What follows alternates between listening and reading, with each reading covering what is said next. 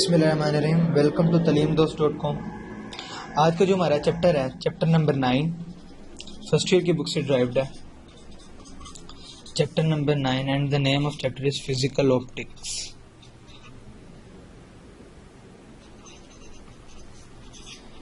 Physical optics,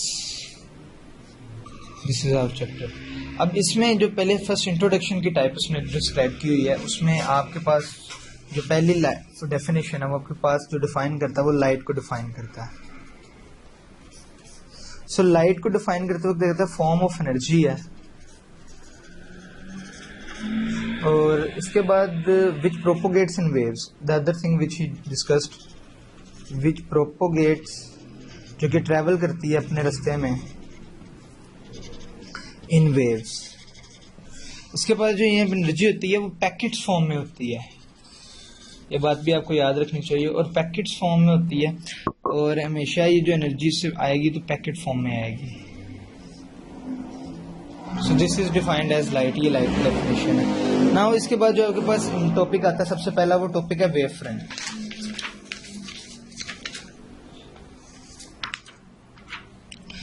wave front,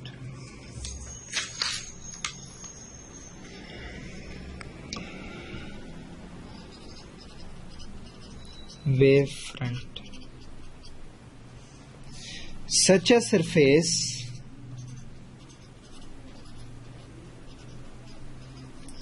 on which all the points have same phase of vibration। उसके बाद जितने भी points हैं उनका जो आपके पास फेज हो वाइब्रेशन का वो सेम होना चाहिए। That would be called as wave front. इसको आप वेव फ्रंट के नाम से जानेंगे। इसकी एग्जांपल आप इस तरह ले सकते हैं डेट इसके जो kind of disc, compact disc के फॉर्म में होते हैं ये, और that would be called as wave front. और अगर ये जो आपकी डिस्क्राइब्ड फॉर्म में अगर हम लिखें तो that would be called as light rays. ये आपके पास लाइट रेस हों। So this is defined as wave front. इसकी एक और डेफिनेशन भी है, the locus of points are which are in the same phase. वो पॉइंट लोकस पॉइंट्स के वो लोकस जिसके बीच में हर पॉइंट्स जो हैं, जितने भी पॉइंट्स हैं वो सेम फेज के ऊपर हैं। So that would be called as wave front. इसको हम वेव फ्रंट के नाम से जानेंगे। अब वेव फ्रंट के एक्चुअली टाइप्स हैं। You can't say that types, we have kinds. We have kinds of wavefront.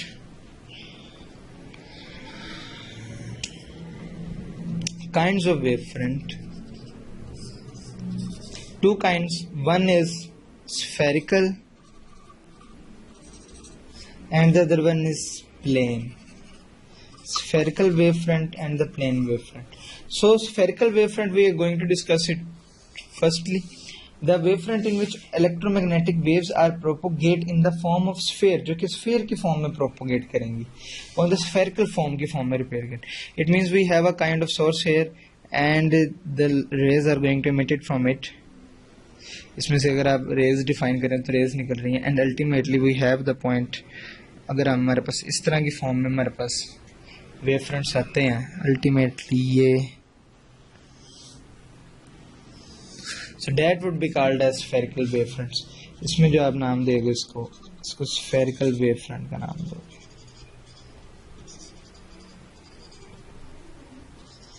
so that would be called as spherical wavefront। और ये जो आपके पास लाइट्स के मीडियम जा रहे हैं, so that they would be called as rays। इन्हें light rays के नाम से जाना जाता है।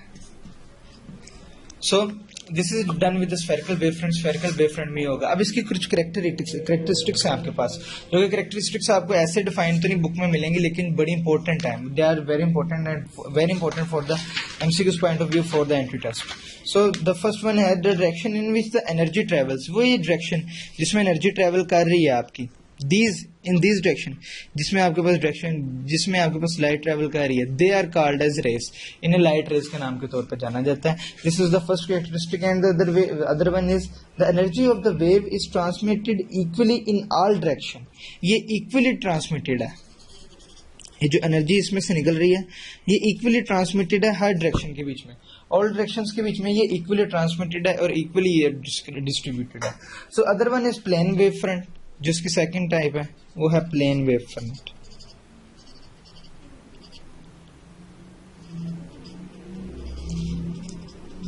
अगर हम इसको कहेंगे जो प्लेन फॉर्म में स्फेरिकल वेव फ्रंट्स होंगे that would be called as plane wave front. ये इसको प्रॉपर डिफाइन नहीं करती बात. असल में जो हमने बात करनी है विच आर फार अवे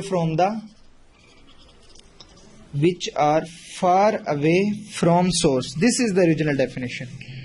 जो कि फार अवे होंगे सोर्स से.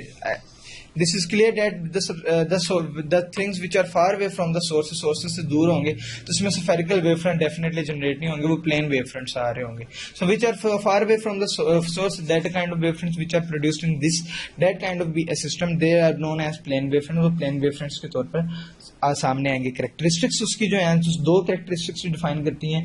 Raise are perpendicular. ये जो रेज इसकी जनरेशन हो रही होगी ये हमेशा परपेंडिकुलर होंगी forming an angle of 90 to these plane surfaces. उस प्लेन सर्फेसिस के साथ जो एंगल ड्राइव कर रहे होंगे जिसका एंगल बन रहा होगा दैट वुड बी 90 के एंगल परपेंडिकुलर होंगे. So they are having angle of 90.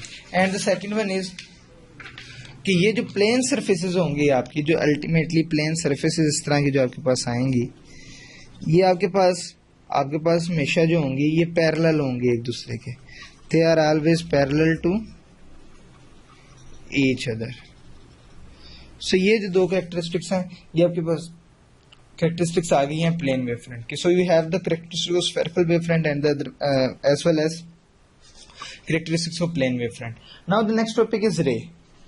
रे एज डिफाइंड प्रीवियसली कि जिस डायरेक्शन में आपके पास एनर्जी ट्रांसमिट हो रही होगी the direction in which the energy is transmitted that they would be all known as light ray. उनको लाइट रे के नाम से जाना जाएगा.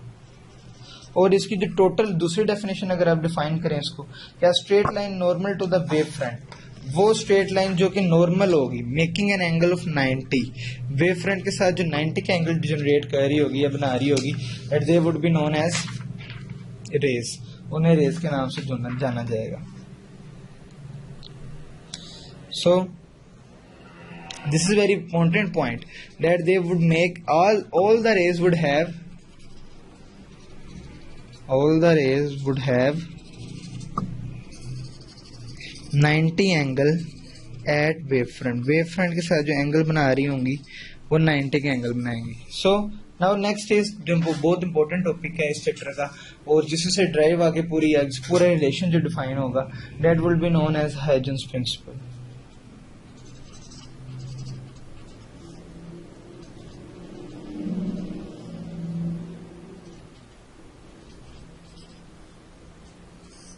हाइजेंस प्रिंसिपल 17th सेंचुरी के बीच में उन्होंने ड्राइव किए कुछ पॉइंट्स. बेसिकली इसके जो पॉइंट्स हैं वो 2 पॉइंट्स हैं. 2 basic points it have. The first point is कि आपके पास ईच पॉइंट जो है वेव फ्रंट के ऊपर वेव फ्रंट अगर आपके पास है तो each point on the wave front would be consider as the source of other secondary wavelet front. कि दूसरा सेकेंडरी वेवलेट फ्रंट बनाने के लिए उसको पॉइंट सोर्स तस्वुर किया जा सकता है कि उससे ड्राइव किए जा सकते हैं नए wave fronts. So every point of the wave front में be considered as source of secondary wave front which spread out in the form जो कि स्प्रेड आउट करेंगे in the form of forward direction में and speed equal to the speed of the propagation of the wave. So I am going to write it here in the proper manner that each point on the wave front पे जो each point आपके पास होगा each point on the wave front जो होगा आपके पास wave front में would be considered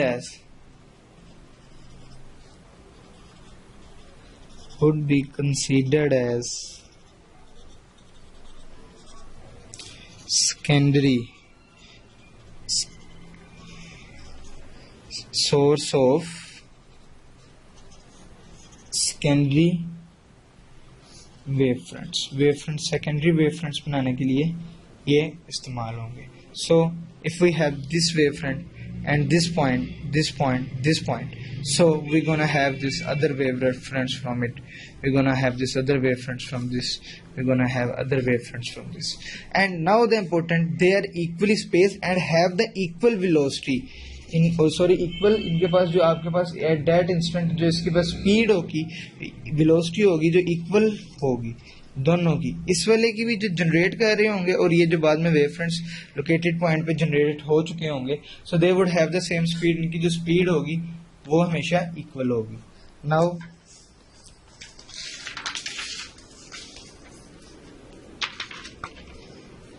जो new position हम फाइंड कर सकते हैं उसकी, जो न्यू पोजीशन अगर हम फाइंड करना चाहते हैं उन सेकेंडरी वेव फ्रंट्स की, if we have to find, second point है, if we have to find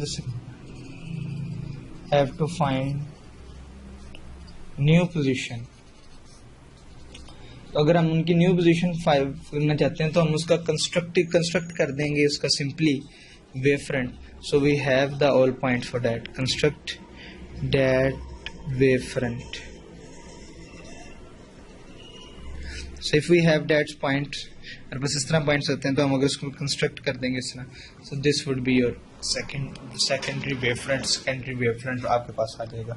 so this is done with the Huygens principle. इसके दो पॉइंट्स हैं वो आपके पास आ गए हैं कि अगर उसके पॉइंट सबसे पहले if each point on the wavelength have be considered as secondary wavelength का सोर्स कंसीडर किया जाएगा, और जो दूसरा पॉइंट इसका सबसे इंपॉर्टेंट है कि अगर आप उसको न्यू पोजीशन फाइंड आउट करना चाहते हैं, so you just have to find make that points clear and you just have to place the line, आप उसको लाइन बना दोगे, उसको सेकेंडरी वेव फ्रंट के तौर पे आप इसको कंसीडर करोगे। So the new position of the wave front after certain interval जब इसमें से टाइम का गुजर जाएगा, दिस इज इंपॉर्टेंट टाइम, ताकि सर्टेन टाइम आपकी लिमिटेड जो है टाइम रेशियो आपकी कंस्ट्रक्ट हो जाएगी, कैन बी फाउंड की जाती है constructing surface consider that touches all the points, जो कि तमाम पॉइंट्स को टच कर रही होगी। So this they could be find out, ये फाइंड आउट किए जा सकते हैं। Okay, now the next one important topic is interference of light waves.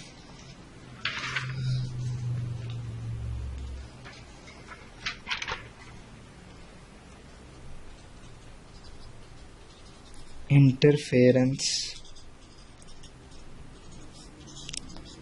of light waves.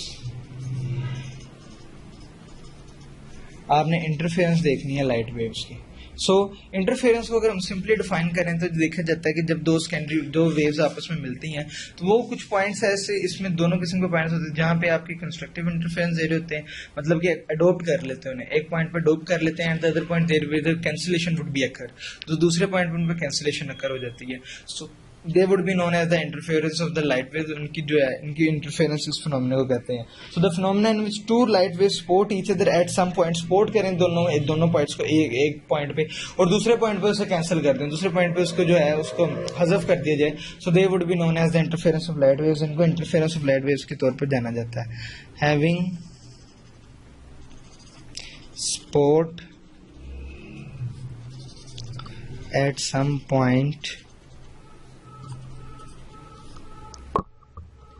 having cancel effect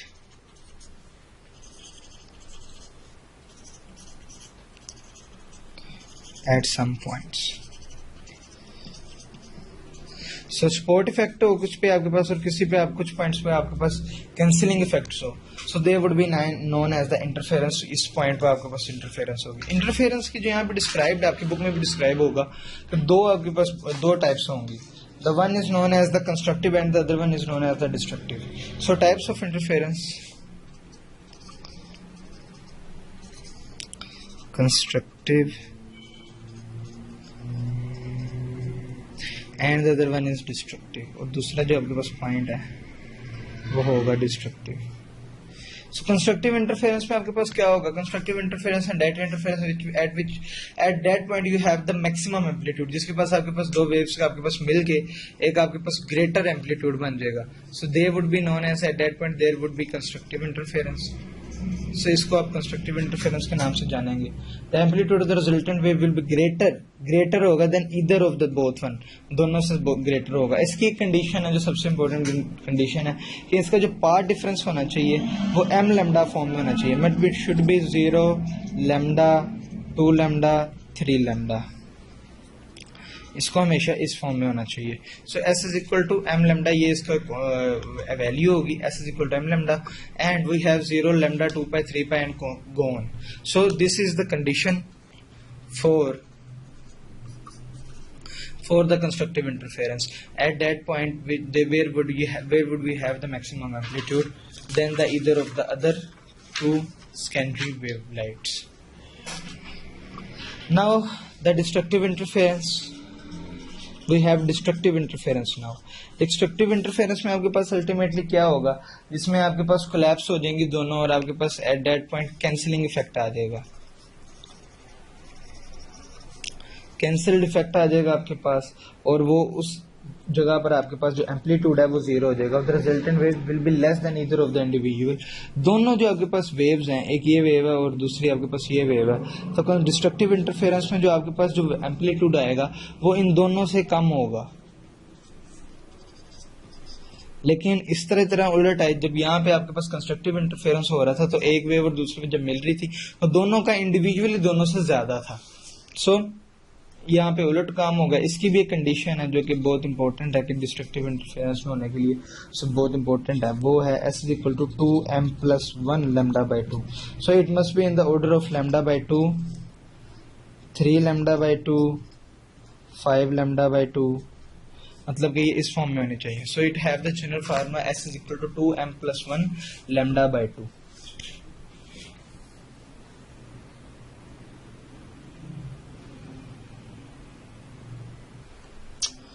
So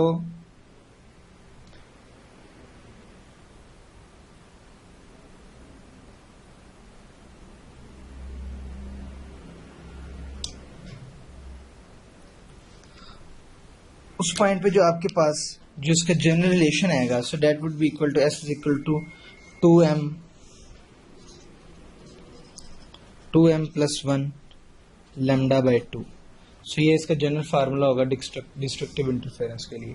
अच्छा, कुछ कंडीशंस आपके पास हैं. You have some kind of conditions which are you must know that for the any kind of interference. ये conditions आपको लाजमन पता होनी चाहिए कि आपका जो टॉपिक है वो क्लियर होना चाहिए. इस पर्पसेस के लिए अगर आपसे कंडीशन पूछी जाए ECAT पर्पसेस में, so you must know all the kind of condition which could be applicable eight that point, जिस पॉइंट पे एप्लीकेबल हो सके. आपके पास कंडीशंस की प्रॉपर नॉलेज होनी चाहिए. आपके पास वो कैसे जिस पॉइंट पे वो डिस्ट्रक्टिव इंटरफेरेंस करते हैं उसकी नॉलेज होनी चाहिए, कंस्ट्रक्टिव इंटरफेरेंस करते हैं उसकी नॉलेज होनी चाहिए. तो क्वेश्चन में भी एनी काइंड ऑफ क्वेश्चन किसी भी तरह का हो सकता है, घुमा फिरा के क्वेश्चन किया जा सकता है. तो आपके पास प्रॉपर नॉलेज होना चाहिए कि आप उसको ट्रांसमिट कर सकें अपनी किसी भी किस्म के क्वेश्चन के बीच में. सो the first condition which is very important must lie these two sources which are producing the interference lie very close to each other, lie very close to each other. एक दूसरे के करीब होने चाहिए. और दूसरी कंडीशन क्या है, एंड शुड बी नैरो, और नैरो पॉइंट ऑफ व्यू से होना चाहिए. सो this is the condition, first condition. Okay,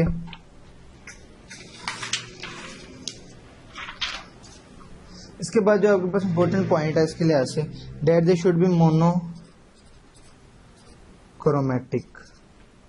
इनको मोनोक्रोमैटिक होना चाहिए.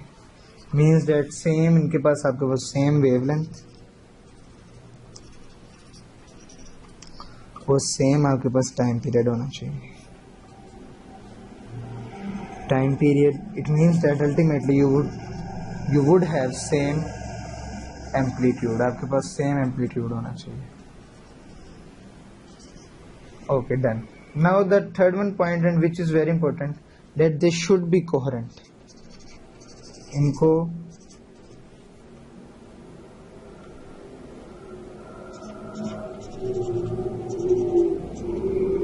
जो इन्हें कोहेरेंट होना चाहिए हमेशा. The phase coherence also can be found by splitting in a single source. ये जो सिंगल सोर्स में काउंट भी फाउंड किए जा सकते हैं जो कि इन्हें सिंगल सोर्स में हो ये, और कैन भी स्प्लिट किए जा सकें दो पार्ट्स के बीच में, 2 पार्ट स्प्लिशन इन पे अप्लाई हो सके. And the now third one point, last one, sorry fourth one. that the principle of the linear superposition could be applicable on that.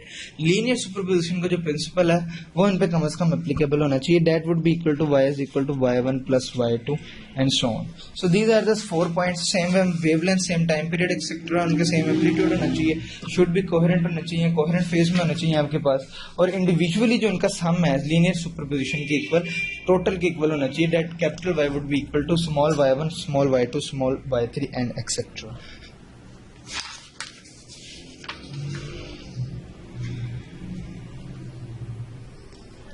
Now we have important topic coherent source.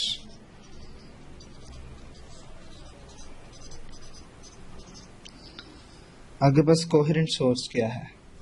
Coherent source को अगर आप define करें तो coherent source आपके पास वो point है जिसके पास आपके पास सेम वेवलेंथ है, उसमें से आपके पास जो लाइट्स की आपके पास रेज की सेम वेवलेंथ हो, आपके पास सेम एम्पलीट्यूड हो,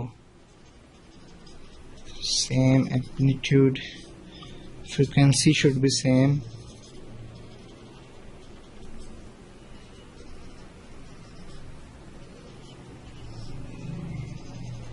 फ्रीक्वेंसी उस पॉइंट पे आपके पास सेम होनी चाहिए. उसके बाद आपके पास क्या पॉइंट सेम होना चाहिए कि they are always in phase.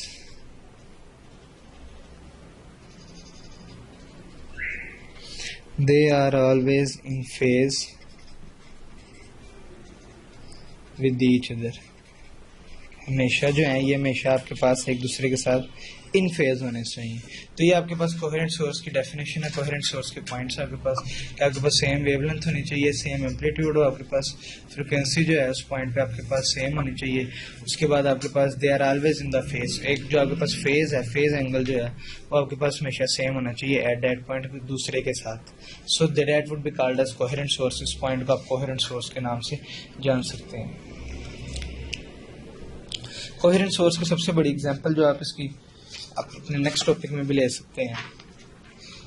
सबसे बड़ी इसकी एग्जांपल है यंग्स डबल स्लिट एक्सपेरिमेंट. जो इस पॉइंट में अगर आप इस यंग्स डबल स्लिट एक्सपेरिमेंट के बीच में आप हमेशा कोहेरेंट सोर्स इस्तेमाल करते हैं. तो Young's double slit experiment,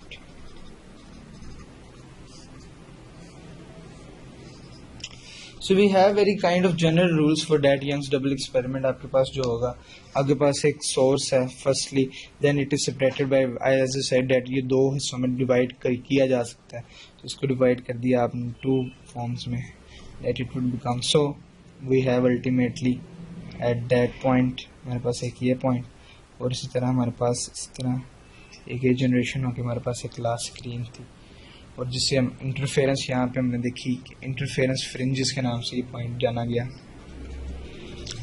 interference fringes. और इस पॉइंट पे जो हमारे पास फ्रिंजेस आई हैं वो हमने अगर लोकेट की तो हमने देखी कि जो इस पॉइंट पे हमारे पास फ्रिंजेस थी, we have the mixture of bright dark, bright dark, bright and dark. So this is the fringe spectrum. ये जो हमारे पास आया लास्ट में, ये हमारे पास यहाँ पे ड्राइव्ड हुआ फ्रिंज स्पेक्ट्रम के तौर पे. We known this as fringe spectrum. तो हमारे पास दो किस्म की फ्रिंजेस ऑब्जर्व होंगी. एक हमारे पास फ्रिंज आएगी bright one, and the other fringes which are observed are known as dark one. तो हमारे पास ब्राइट फ्रिंजेस और डार्क फ्रिंजेस आएंगी, जो मैंने इस पॉइंट में आपको एलोकेट भी की हुई है. So bright fringes are also known as maximum. Bright fringes को दूसरा नाम जो है वो मैक्सिमा है, and the dark one are also known as minima. तो डार्क वन जो है वो मिनिमा के नाम से जानी जाती हैं. So we have the basic formulas for them. We have bright fringe formula y is equal to m lambda L by d. We have different value of m की वैल्यूज आप डिफरेंट ट्रांसपेंट कर सकते हैं. इसके बीच में कोई भी वैल्यू आ सकती है. लैम्डा की वैल्यू पुट करेंगे जिस वेवलेंथ से वो डाइफरकेट कर रहा है, लेंथ आप उसकी पुट करेंगे जिस डबल स्लिट एक्सपेरिमेंट में जो आप लेंथ यूज कर रहे हैं उसकी लेंथ आएगी, और डी आपका जो डिस्टेंस ऑफ सेपरेशन आएगा जिस डी से जिस सेपरेशन से आपने उसको डिवाइड किया हुआ है. सो आप उसके पास उसकी आपके पास सेपरेशन आ जाएगी. So you put all the values in that and you have the total distance of the bright fringe. कि जो ब्राइट फ्रिंज आपके पास आ रही है डेट वन, इसके आपके पास कितना एक्जैक्टली डिस्टेंस है। सो this is formula use for the bright fringe के लिए इस्तेमाल हो सकता है। अब यहाँ से वो आपके साथ वेरिएट करवा सकता है वैल्यूज आपके फार्मूला को पूछने के लिए। आपके साथ रिलेशनिंग चेंज की जा सकती है, लेंथ के साथ चेंज किया जा सकता है इसको। अगर आपकी लेंथ चेंज करती जाए तो इस पर इंप्लीमेंट लास्ट पे क्या फार्मूला पड़ेगा, इसके साथ आपकी वैल्यूज चेंज कर सकती हैं। अगर सेपरेशन को चेंज कर दीजिए, क्योंकि आपकी सेपरेशन जो है वो ब्राइट फ्रिंज के डिस्टेंस के साथ इनवर्सली प्रोपोर्शनल है। So if the distance goes increase, अगर डिस्टेंस इंक्रीज कर दिया तो ब्राइट फ्रिंज का जो एग्जैक्टली अपना डिस्टेंस है वो कम हो जाएगा। इसी तरह वो एम नंबर्स ऑफ एम पे नंबर रिलेट करती है कि शुरू के नंबर्स होंगे इसकी ब्राइट फ्रिंज कम होंगे, ऐसे ऐसे bright fringe is going to be increased up. उसके बाद लेमडा के ऊपर वेरिएट करता है, और लेमडा के ऊपर अगर डिपेंड कर रहा है तो जाहिर बात है वी के ऊपर भी डिपेंड कर रहा है, और फ्रीक्वेंसी के ऊपर भी इनडायरेक्टली डिपेंड कर रहा होगा।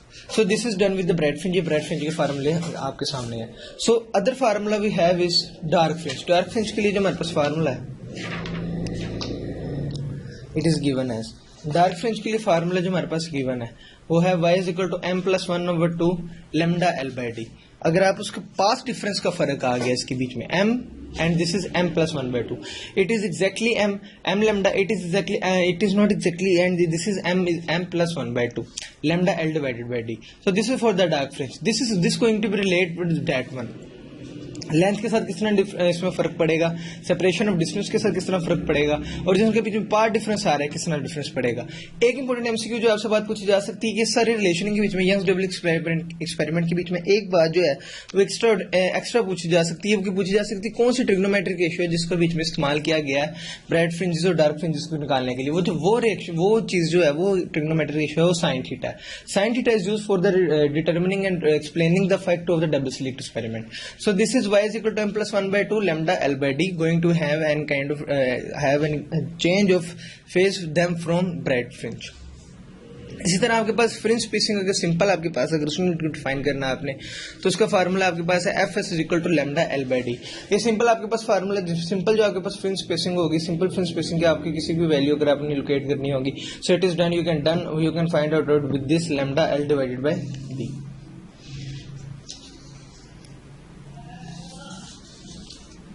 So the next topic we have is very short topic and very important topic for the only it has any kind of theoretics इसमें ज़्यादा है, थ्योरी इसमें ज़्यादा है। So interference in thin films के बीच में जो इंटरफेरेंस अगर करती है, इसकी एग्जांपल आप ले सकते हैं बाथ सोप के बीच में।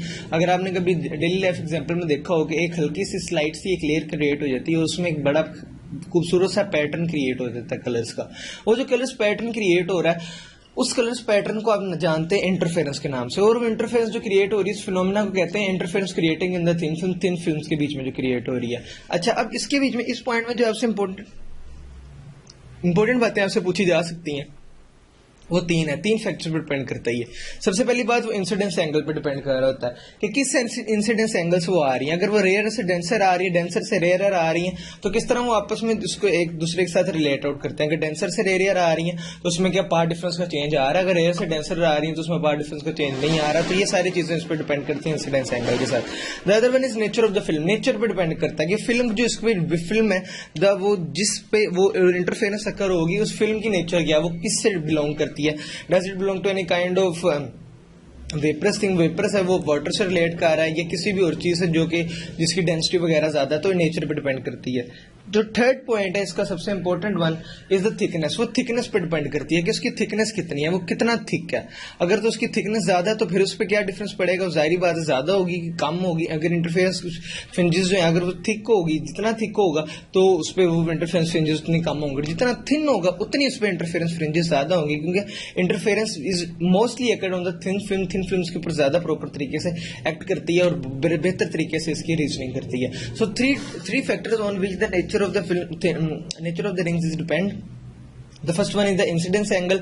इंसिडेंस जो आपके पास एंगल होगा उस पर डिपेंड करती है। The second one is the nature of film। Nature of film जो है उसकी नेचर पे डिपेंड करती है। And the third one is thickness of the film। उसकी थिकनेस पे डिपेंड करती है। Okay।